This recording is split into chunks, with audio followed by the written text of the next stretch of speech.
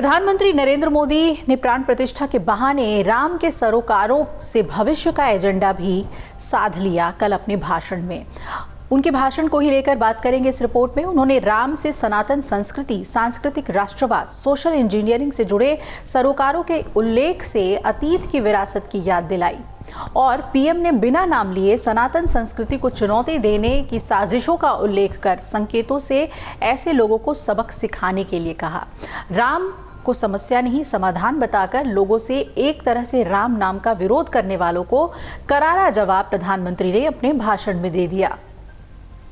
उन्होंने कहा कि अपने लोगों को वर्तमान की उपलब्धि और भविष्य की चुनौतियां बताकर आगे की ओर सोचना चाहिए। इसके लिए जुटने का आह्वान भी किया। देश ही नहीं विदेश के भी कुछ देशों को ये बताया कि उनकी सरकार किसी के दबाव में राम के सरोकारों और सांस्कृतिक एजेंडे से पीछे हटने वाली नहीं है। लोग उन पर कितना भी आरोप लगा ले, लेकिन राम को समन्वय, संतुलन और देश के सनातन संस्कृति के सरोकारों के प्रतीक बताते हुए उन्होंने जब ये कहा कि राम का चरित्र ना तो संकीर्णता दिखाता है और ना ही संघर्ष, तब ये साफ हो गया कि वो राम के सरोकारों और सनातन संस्कृति के कामों पर आगे बढ़ते रहेंगे। मोदी ने अयोध्या में उन्होंने जो कल कुछ कहा उसका जवाब आसानी से ढूंढ पाना विपक्ष के लिए बहुत आसान नहीं दिख रहा है।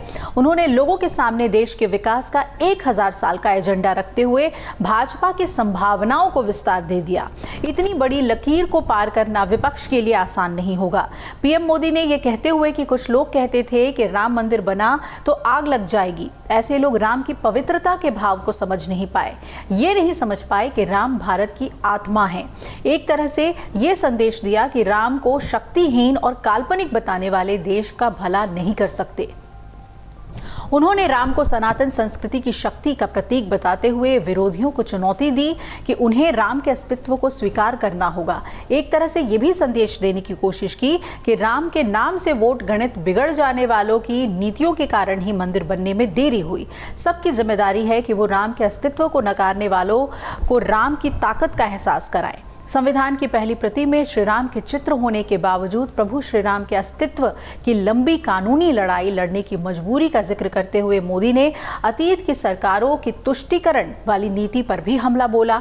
उन्होंने कटघरे में उन्हें खड़ा किया। बाकी काम तो मुख्यमंत्री योगी आदित्यनाथ ने उनसे पहले ही अयोध्या की गलियों में अब गोलियां नहीं वाद्य यंत्रों की छाप गूंज रही, आने वालों पर लाठियां नहीं फूलों से स्वागत हो रहा, ये कहकर कर चुके थे। राम को भारत की आत्मा, दृष्टि, दर्शन और राष्ट्र की चेतना बताकर मोदी ने उनको भी जवाब दे दिया जो राम को काल्पनिक और राम मंदिर को सांप्रदायिकता से जोड़ते रहे हैं। मोदी ने स्पष्ट रूप से भले कोई राजनीतिक बात नहीं की, लेकिन उन्होंने भविष्य के एजेंडे पर अपना संदेश, संकल्प जताने और आगाह करने के लिए हर संभव प्रतीकों का इस्तेमाल अपने भाषण में किया। राम को भारत का चिंतन, दिग्दर्शन, आत्मा, प्रतिष्ठा, विभु और विशद जैसे सांकेतिक शब्दों से राम राज्य का संदेश बखूबी देने की कोशिश की।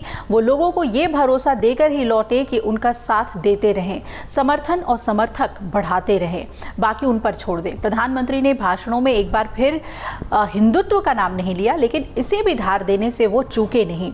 उन्होंने रामलला के अब टेंट में न रहने और भव्य भवन में आने का उल्लेख कर रामलला के जन्म स्थान पर भव्य मंदिर निर्माण के संकल्प को पूरा करने की लोगों को याद दिलाई। और मोदी ने बिना नाम लिए विपक्ष की नीतियों पर करीने से प्रहार किया और साथ ही खड़े लोगों को राम से जुड़ी उनकी विरासत समझाते हुए साथ आने का आह्वान भी किया। समर्थकों को ये भरोसा देने से भी पीएम नहीं चूके कि विपक्ष की कोशिशों के बावजूद सनातन संस्कृति के सरोकारों को सम्मान देने का सिलसिला रुकने वाला नहीं है, लेकिन इसके लिए उनसे संयम की अपेक्षा भी की।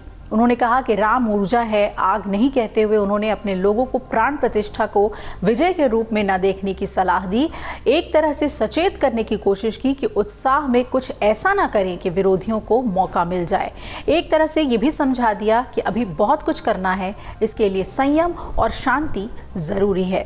जाहिर तौर पर चुनावी साल है और प्रधानमंत्री मोदी के भाषण में वो तमाम बातें झलकी और विपक्ष के लिए भी इस संकल्प को, उनके इस स्ट्रैटेजी को तोड़ना आसान नहीं होगा। अगर आप ये वीडियो YouTube पर देख रहे हैं तो हमारे चैनल को सब्सक्राइब करें और बेल आइकन को दबाना ना भूलें। अगर आप फेसबुक पर यह वीडियो देख रहे हैं तो हमारे पेज को लाइक करें।